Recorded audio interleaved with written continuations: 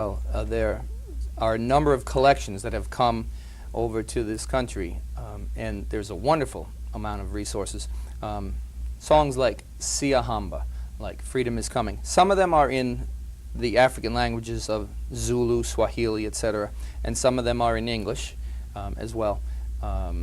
We have one of the kids' favorites is Aye Moja Number, where they stomp their feet and there's a drum, and it's very rhythmic and very exciting. And in that particular case, the words are roughly translated, "Hey, hey, we are number one," from the Swahili. That's great. So there's just a great amount of it.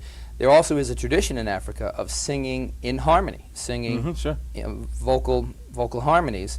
And in South Africa, for instance, men will stand on the street corner for since the 50s or so, at least what I'm familiar with, and the vocal groups would stand on the street corner and harmonize together. Yeah. And some of that music has been collected and has come over, and it's wonderful. Paul Simon, brought a lot of that out. Exactly. And I've seen some of it in churches down south, and it's a very distinct kind of music. The African sound, and I love it. It's beautiful. The Lion King has a lot of authentic African music, so that's wonderful. It has a kind of a beautiful rhythm to it, a different kind of rhythm as well. And what about the Jewish music? We've enjoyed your choir here in our shows here, as you know. How did you get into that, and how do you tell us a little bit about your experiences with that kind of music?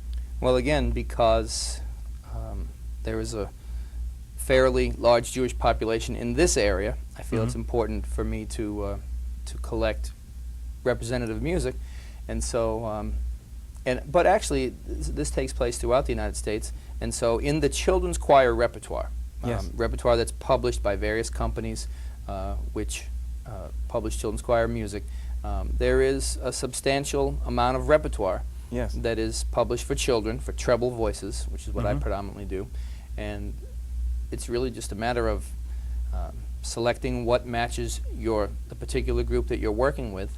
That's great.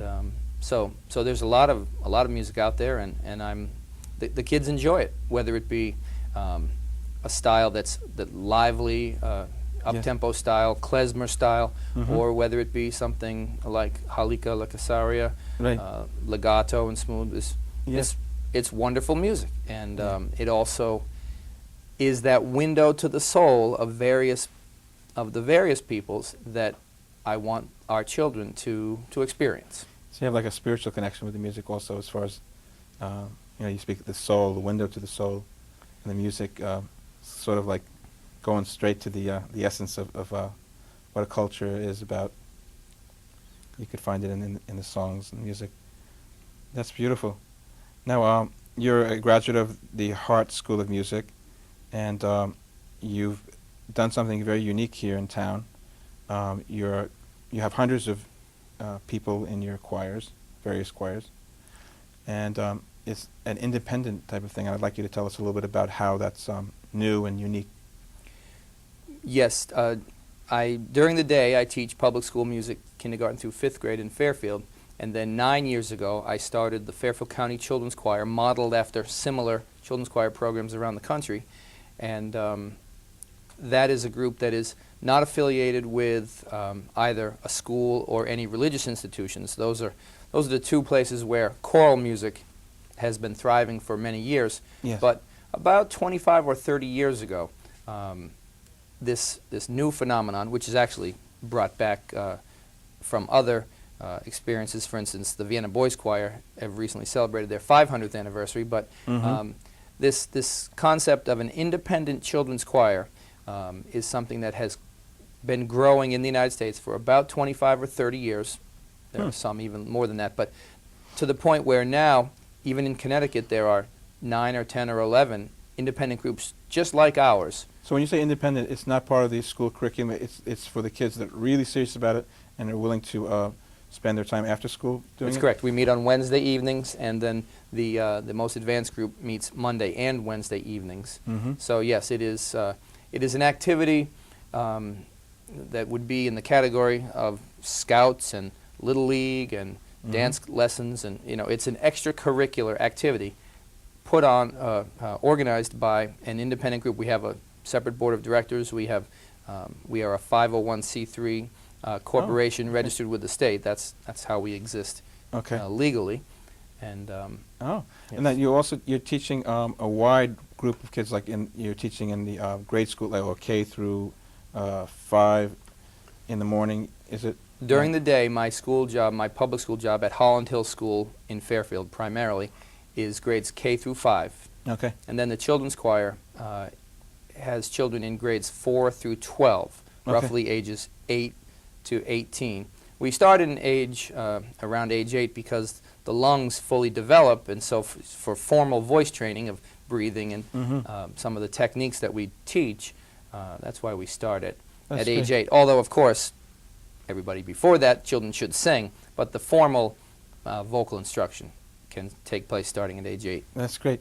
Now, you've really gotten into a variety of music. It's really exceptional what you've done. I've been watching your work for many years. Would you be like available as a resource, like if there were other music directors in different parts of the state that heard the music that they heard on this program, and say, gee, can you help me out with some repertoire and whatnot?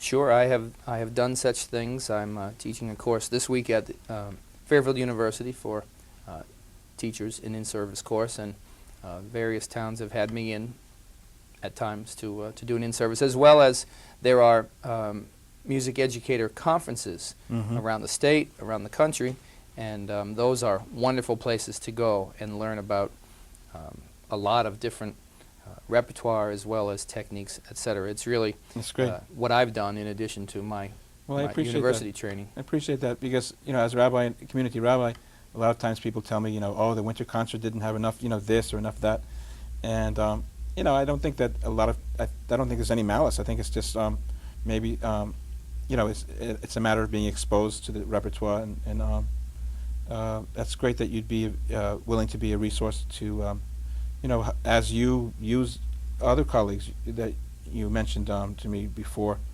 colleagues that you know in Illinois and Chicago that are doing interesting things, and you wanted to enrich yourself.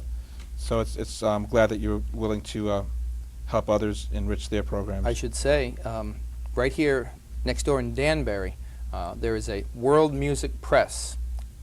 Judith Cook Tucker is the founder and the director of it.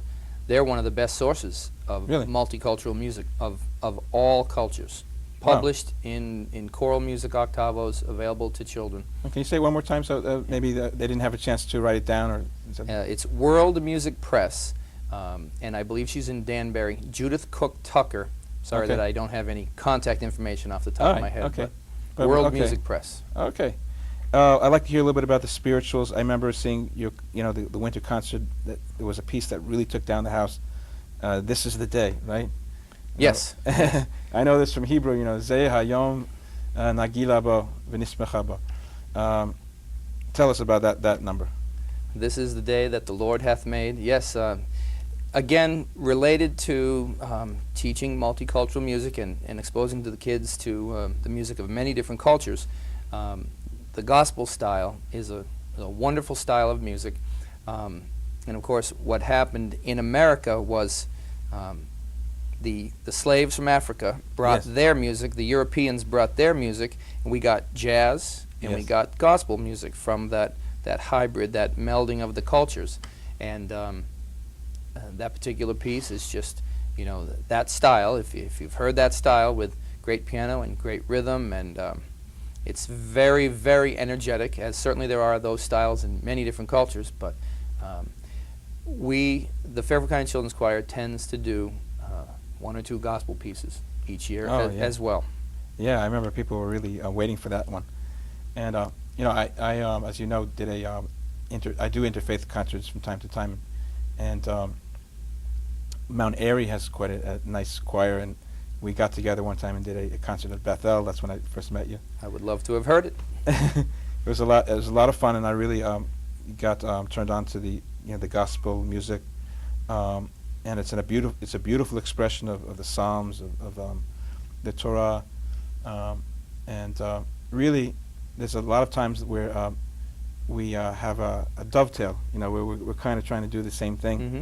maybe just slightly in a different mode or slightly different twang to it. But music is just a beautiful gift, and we are really fortunate in Fairfield. All your students are really fortunate to have you as a teacher. Thank you very much.